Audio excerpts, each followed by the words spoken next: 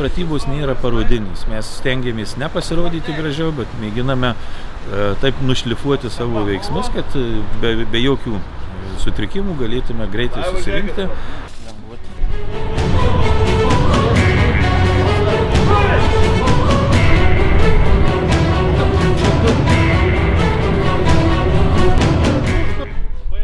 Jie niekur nenusileis ir turi planą iš tikrųjų labai rimtą. Tai mes turime irgi ruoštis. Šaulių sąjungos medaliai niekurgi nedingsti.